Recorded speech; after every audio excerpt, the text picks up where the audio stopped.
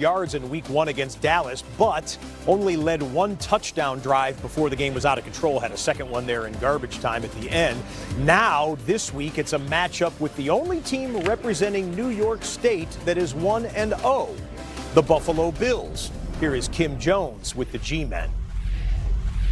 After their disappointing season opener against the Cowboys, Giants players need only look to the locker of their quarterback, 16-year veteran Eli Manning, to understand what has to happen between weeks 1 and 2. As usual, Manning doesn't panic.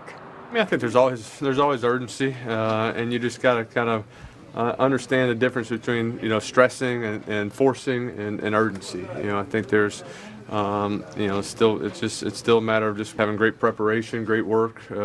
Starts on the practice field, and just have understanding the game plan, and go out there and execute. One other way the Giants almost certainly could improve their chances: get the ball to Saquon Barkley more than 15 times. And one injury note: Sterling Shepard is in concussion protocol. Hey, it doesn't get any better than this. This is a playoff atmosphere. Yeah. You can't get jacked up for this. You don't got a heartbeat. 3 down for Rodgers. He lofts right side of the end zone into a crowd. It's caught. Jimmy Graham. Touchdown. Let's go. Shout Jimmy. Know my name. Trubisky looking. He's going to be hit. And he's sacked. He is sacked at the play. And there's the final dagger. It's not every day you get your first win.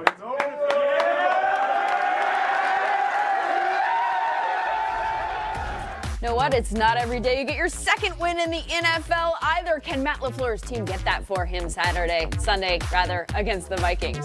They certainly looked up to the task on defense. That side of the ball, one of the best in the league in week 1, though their run defense is going to be tested. Dalvin Cook coming off a 111-yard, 2-touchdown outing.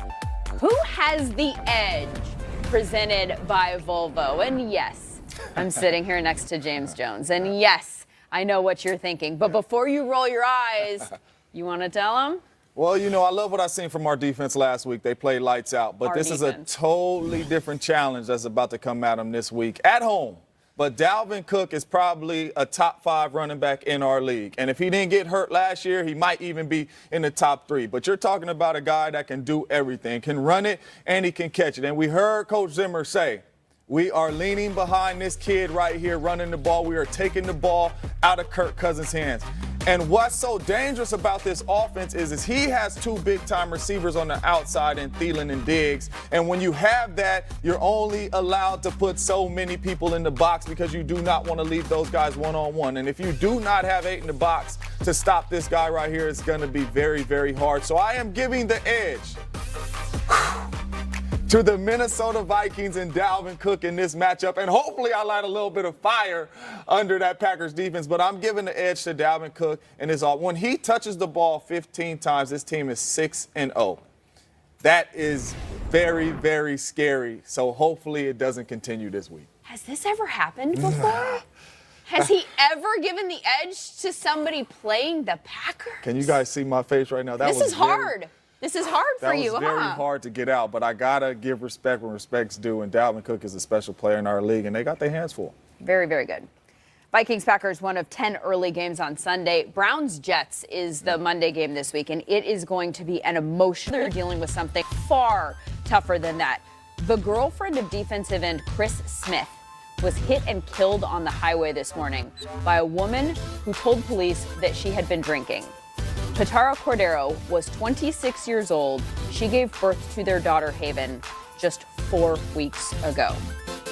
Also mourning the lives of nearly 3,000 people lost on this day 18 years ago. Family members and first responders gathering at Ground Zero today to honor and remember loved ones lost on 9/11. They read aloud the names of the fallen and left notes and flowers at the memorial, while those who could not be there in the NFL world posted their memories on social media.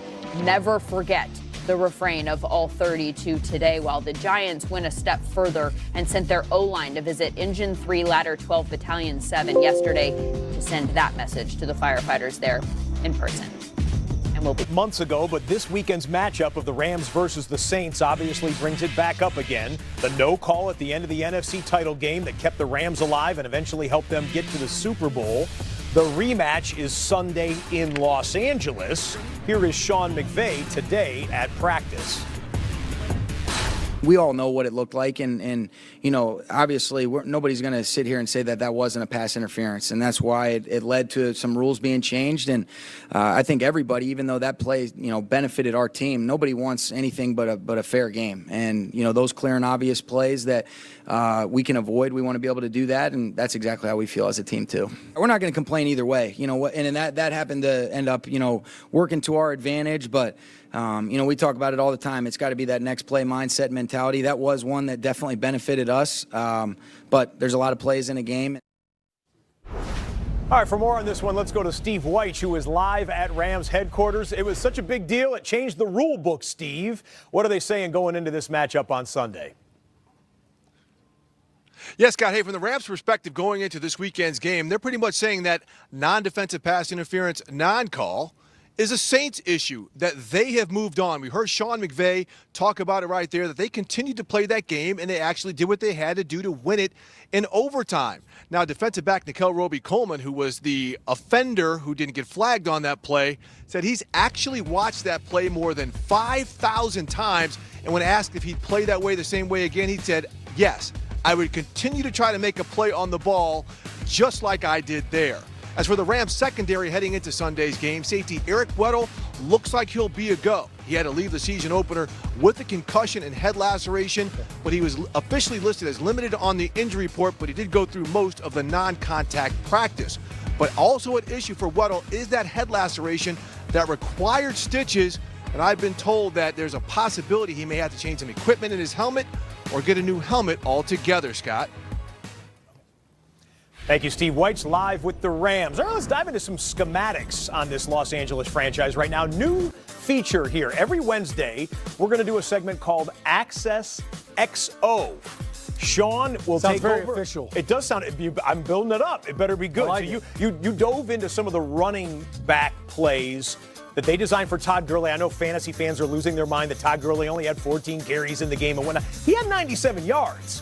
This Rams offensive line got him some work. What are you going to show us here today, Sean? Yeah, let's put fantasy aside. Let's talk reality. The biggest question mark for the Rams since they lost the Super Bowl was Todd Gurley's knee, his health. What are we going to get from him? So to your point, Scott, let's go to the film, and I'm going to show you what he did against Carolina and why I have no questions about Todd Gurley and his knee.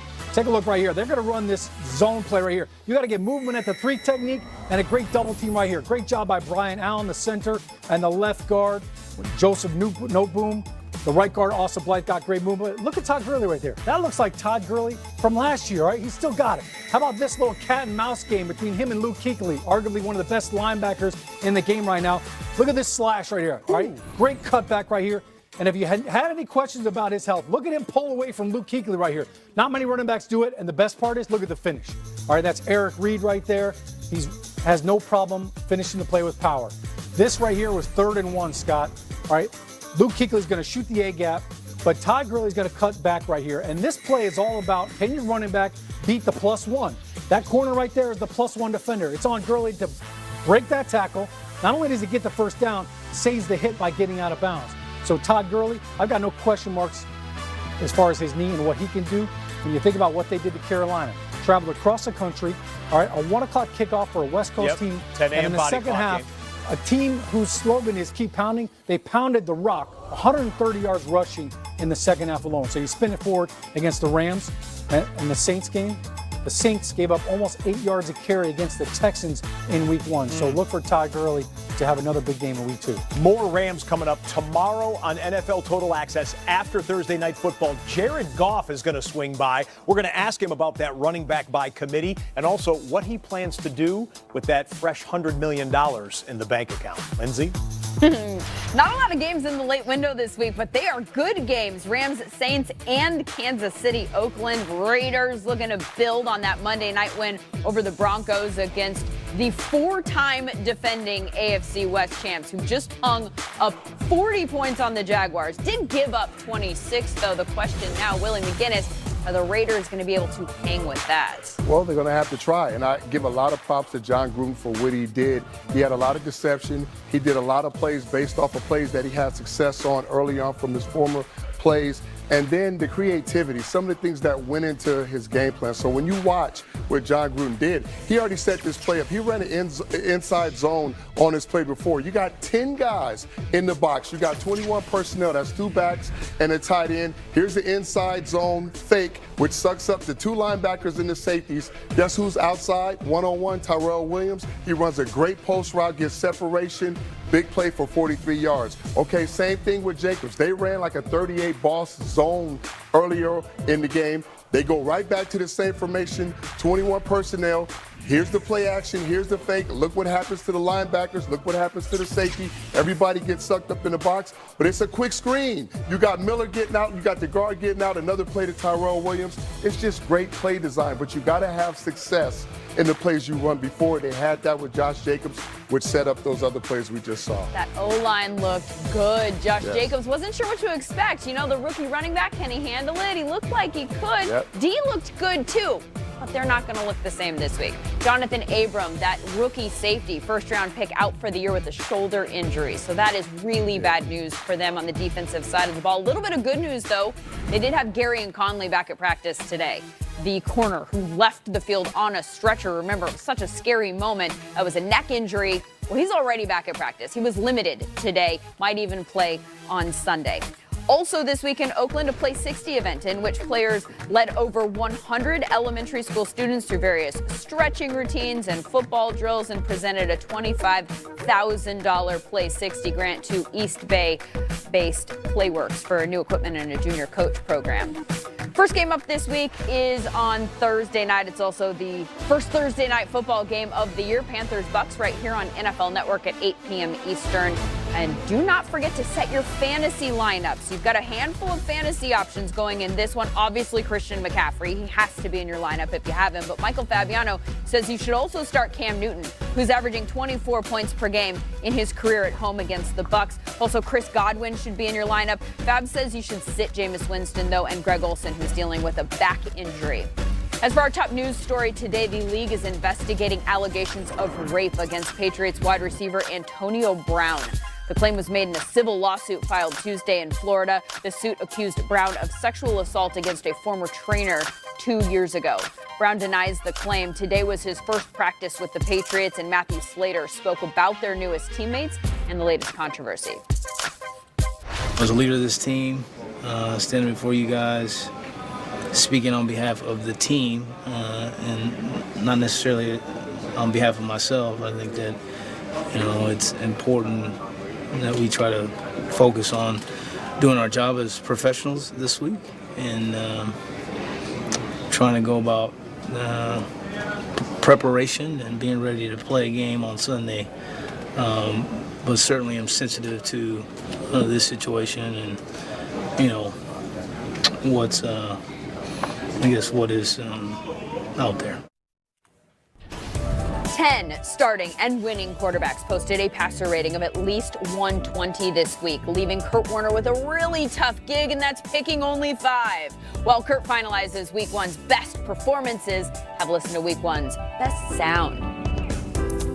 So obviously there were some good things that happened in the game, but we have to address the issues, and there were plenty of them. There were plenty of them even on plays that were good for us offensively and even on things that were good on defense. I mean, this is not here for long business if you're not playing well, whoever you have a quarterback. And so to assimilate them into the offense and get them rolling quickly, I think it makes sense, and I think you see more and more teams doing that. Hey, what did they do really good in college, and try to build that into your offense as quickly as possible. Their defense ranks high on the exotic scale. It's sometimes offensive coordinators will refer to it as a Rolodex kind of defense. I mean, he's calling something different on every play. Just dial up the next card, the next call. I have no interest in dropping back 50 times if we don't need to. I'd like to win the way we did last week if that's the way it can happen. So I'll play whatever game is called, whatever game we need, and all that really matters is that we find a way at the end to win. And I'm not going to nitpick or look at any of the steps along the way to get there. Let's just win.